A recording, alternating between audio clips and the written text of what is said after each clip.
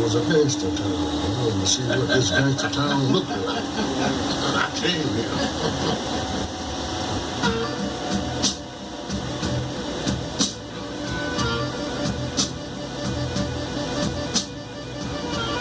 Beyond the steel mill in Starkville, it was a great manufacturing center. It was a hub of the railroad industry. There were jobs to be found in service industries and various hotels. And there was an opportunity for those who were entrepreneurs to go into business, who had that kind of aspiration. I was lucky enough to get a job right away cleaning house cleaning. And this was up on Chicago, North Shore. Yeah. So, they started me off cleaning house at $5 a day. And that's a long ways from $3 a week. I would leave here in the morning at 7 o'clock in the morning. I get downtown at 7:30. And I would be the first one up on the elevator at Sears Roebuck. And I would open up the 8th floor. And I would wake around in the mail room until the mail come, and then I would distribute the mail around in the different sections. And I would wait there till 3 o'clock in the evening. And 3 o'clock in the evening, I'd walk to the post office and work 8 hours. And when I get off from the post office, a fellow would bring me home every night. And my wife would be standing in the door when I got home. And I would eat a snack and go to bed. I done that for 25 years, working 2 jobs. Bronzeville, the Harlem of the Heartland. It's the annual Bud Billiken Parade, a brainchild of Chicago Defender publisher Robert Evans. A day when Bronzeville's 400,000 citizens pay tribute to their community and their accomplishments with style and pride. Here's the champ, Joe Louis, the Southside's world-class hero. And these are some of the newer stars, the Folks Quadruplets, with big smiles and waves for all the happy home folks. On this very special day, the citizens of Bronzeville celebrate the achievements of one of America's most dynamic communities. Brownsville was a kind of symbolic name. And not only was it a name, it was a way of life that described the whole of the South Side.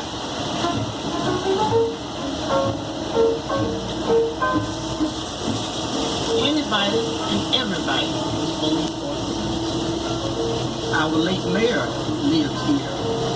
Those institutions grew around 35th and 33rd Street. People read the Chicago Defender and found out what other black people were doing in other parts of the country. People have lived in Chicago all their life and never been to Duluth. We had a great deal of hope that whatever the maladies were, they would be overcome. The migration process that brought Bronzeville into being also created new black communities in every major city. East St. Louis. That one here gonna be for Memphis. You see how sharp and dressed up the people are? They put on their batteries for this one. Holding it, dancing there, getting down. Oh, I'm finna do a little bit of it myself. I'm swinging with my brother. 25 or 250,000. When I returned, that number had doubled. Many of the young men who returned and got married had lived with their parents for a period of time. So we began to look for new places to break out of the old black belt, the old ghetto. I mean, well, while back, I've attempted to purchase housing within the... On one occasion, I was told by the salesman of a large real estate firm, Mr. Canson, you appear to be a reasonable man. Let's be frank with each other. If I were to sell you a house in one of those areas... I said, no. They moved out. They moved out. Every time one colored place moved in the neighborhood, all would sell out.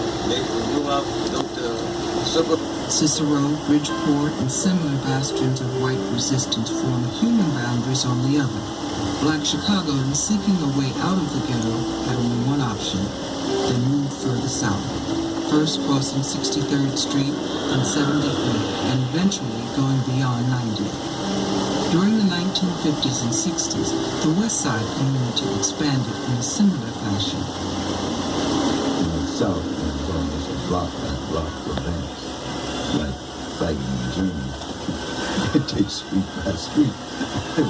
It was almost as violent as when I was in army.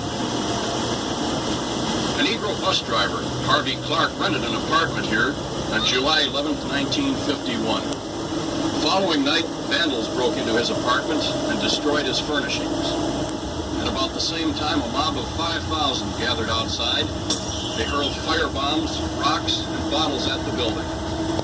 Before the disturbance... To my bedroom as I crawled, I heard the shotgun blast, and I assumed that Higgins was already there. When we moved in, the trouble started. I mean, really started. There was a meat market about a half a block from the house, and I was going up there to buy some meat, and they saw me coming. Now I'm not going to make it, and I knew I had to live there, so I just took a chance, and I went through. Made me breathe.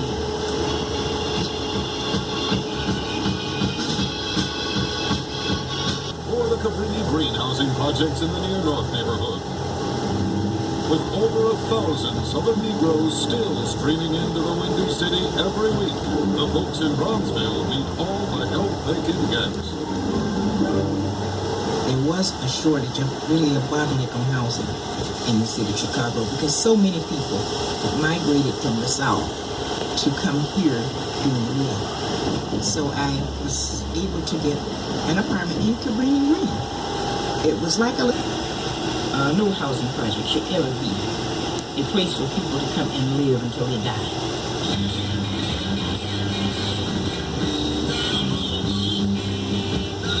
Maxwell Street. All right? Maxwell Street, Arts.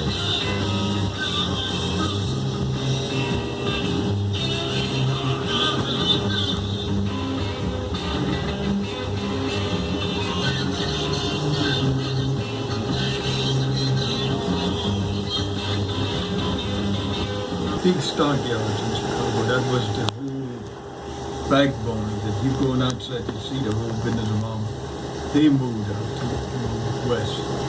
Then the steel mill. 2,700 of us working when we went down. And all of us lost our jobs. I had about almost 30 years there myself. And I was 52 years old. And when you reach the age of 52, you go looking for another job. You ain't gonna get it. You say you're too old. I cried.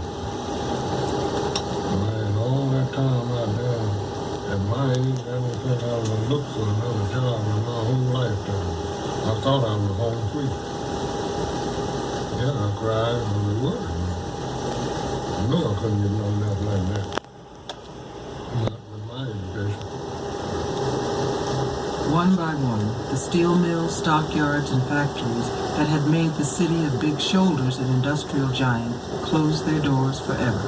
Between 1975 and 1990, more than half of all Chicago's manufacturing jobs disappeared. No one had work, and the people who did have work, they were scared to walk the street with the have-nots. Fear is what created what you see out there as far as lean forward and just killing each other just to even the score by either shooting, stabbing someone to death, and to keep this up until it happens to themselves. This rap is dedicated to those who kill or rape, stab, shoot, rob, break in, and steal. My words are true, so listen up before your blood's on the street and like spill ketchup. Walk across the blacktop, you probably get shot or beaten to death, and the cops won't stop cause you're just another victim of black kills black, and another black dead, and they like it like that. At the funeral home where you lay in state, a new suit, comb, hair, ring, look on your face, cause you went out young, you didn't finish your teens, I found it in this place called Cabrini Green. So, you don't want to be over that long. It's the wide part on the south side. You got to be a hard person to live in Robert Taylor. If you come here being a wimp, you're going to be treated like a simp. So if you come here and don't keep your manhood up, they'll make you a little boy. Did you ever visit down south? What's it like down there? You don't gotta worry about it. You can roll down on the streets, sit on your porch all night. You gotta worry about nobody's shoes.